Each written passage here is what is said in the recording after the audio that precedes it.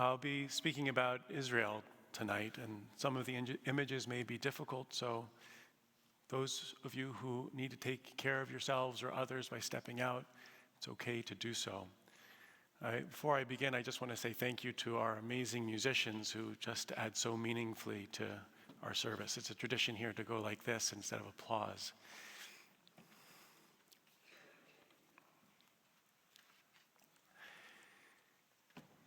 Ido Ben Hemo teaches Hebrew in our YFE program, and he helps lead the 5th grade class about Israel. He is 18 years old and completing his Shana Sheirut, his year of service before going into the Israel Defense Forces. Until this year, he lived on Kibbutz Urim, 6 kilometers from Gaza. It is one of the kibbutzim targeted by the Hamas terrorists on October 7th. Ido still does not know how many people he has lost, but at least 10. He knows his family is safe, and he knows his best friend was killed. His best friend, Tchelet Fishbein, Zichrona Livracha, was the only person on the kibbutz born in the same year as him. So they did everything together, learning, hiking, dancing. Ido's parents are safe, but everyone has been moved from the kibbutz. His brother is in a secret unit of the IDF, and they're not allowed contact. They only can hope that he will be okay. Ido loves dancing and acting, but when he returns to Israel, he told me that if he has to fight, he will do so proudly. We don't have another home, he said. I will serve my country because a lot of people before me did, and it is my turn, and a lot of people after me will do it too. While he is here, Ido wants to tell his story, because that is how he can serve now, by explaining to the world what is happening. If you see him, speak to him, ask him questions. He wants to talk with you. He asked me to ask you to continue to donate to causes that support Israel, and you can find many options for doing so on the Emanu-El website. Before and after speaking with Ido the other day and in the days before and since, I have read anti-Semitic screeds and painful misrepresentations of Israel and Israelis, not only on social media, in city council resolutions and petitions by students and alumni at respected local schools, and in news sources I often otherwise trust. And I cannot stop shaking. There is a reason why Jews cannot stop shaking right now, author Dara Horn recently wrote. It is because, as Rabbi Bauer said last week, we've seen this before. As bad as anti-Semitism is now, it would be far worse in a world without Israel. Just ask your DNA. We carry the intergenerational trauma that goes back to 722 BCE when the Assyrians kicked us out of Israel, and 586 BCE when the Babylonians kicked us out of Judah. After the Persians let us come back, the Romans kicked us out. For 1,878 years, between 70 CE and 1948 CE, we prayed in our daily service to return to Jerusalem. During that time, we were pushed and shoved around the globe, welcomed when our presence seemed advantageous, and bloodied, beaten, and exiled when we seemed someone else's inconvenience. It was pogrom after pogrom after pogrom that led Theodor Herzl and others to conclude that only by establishing a home of our own could we deliver ourselves from disgrace and persecution. Now that we have a Jewish democratic state, we will not go back to being at the mercy of hosts who might dismiss us or subjugate us. And yet, we progressive Jews care, as our tradition teaches, not just about ourselves, but about the larger world. We mourn the loss of innocent civilian life, even of those who threaten us, and certainly of those who just want to be free and pose no threat. How can we pursue our people's great project of creating a just and compassionate world when we feel so under attack and the need to protect ourselves? As I often do, I find instruction and a glimmer of hope in this week's Torah portion. This is the week that God tells Abraham, Lech lecha me'artzecha u'mimoladetecha u'mibeit avicha el ha'aretz asher arecha. Go forth from your native land, from everything you know, to someplace new, the land of Canaan, modern-day Israel. Our sages understand that Abraham being told to go somewhere new symbolizes that he brought a radically new idea to the world, the idea of worshiping one God.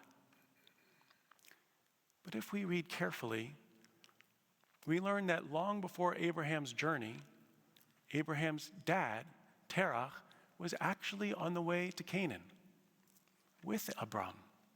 Only something stopped Terach along the way. When Abraham set out to do something new, he continued his father's journey, but in a radically new way.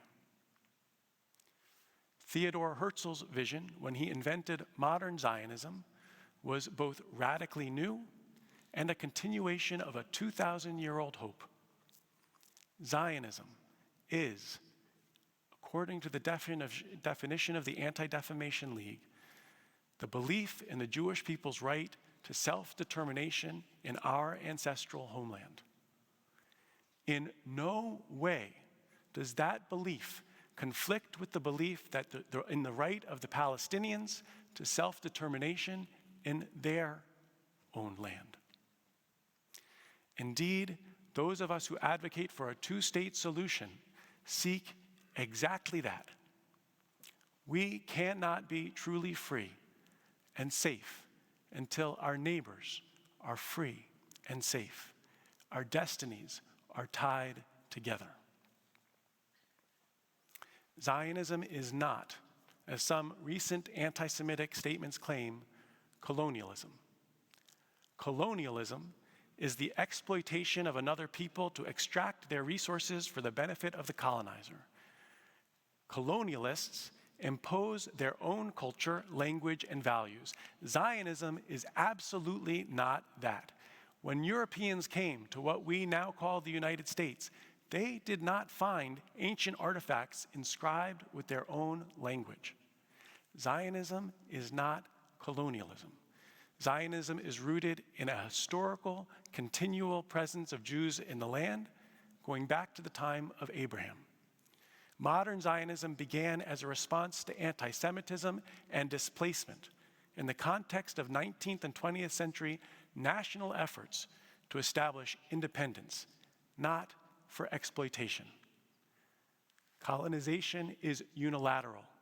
The modern state of Israel was established within an international framework.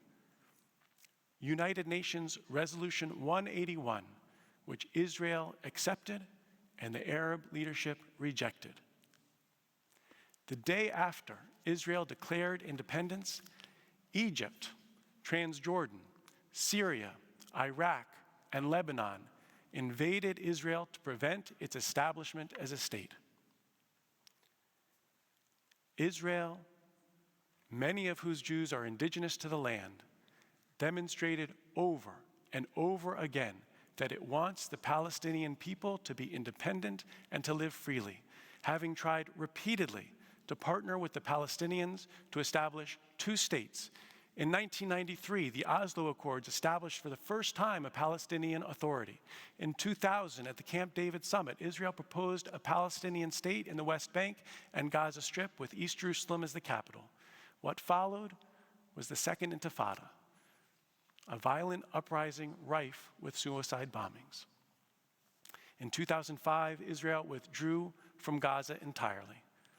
In 2008, when Ehud Olmert was prime minister, Israel offered 93.7% of the territory in the West Bank and offered to compensate for the other 6.3% with land swaps. They offered to make Jerusalem's old city a holy basin governed by a body that would have included representatives from Saudi Arabia, Jordan, Palestine, the United States, and Israel. Offered to make Jerusalem's old city a holy basin governed by all of those countries together. They also offered compensation to the refugees who lost their homes in 1948. That is not the offer of a colonizing power. That is the offer of a people that wants its neighbors to be independent and is willing to make sacrifices for that goal. Zionism at its best. Zionism that everyone who speaks from this bima subscribes to as a rule is accompanied by the desire for the establishment of a free Palestinian state. We find ourselves now in a Lech Lecha moment, a moment in which we must make a radical departure in pursuit of an ongoing journey. President Biden said October 7th is like Israel's 9/11 times 15. We are in a delicate moment. The decisions made now will affect us for generations. I pray we will shape this moment in a way that brings closer our prophet's dream of a world in which lo yisagoy al goy charev velo yimadu od milchama. Nation will not lift up sword against nation, nor ever again will they train for war. May we shape it in a way that brings closer the day when yashvu ish tachat gafno v'tachat te'enato.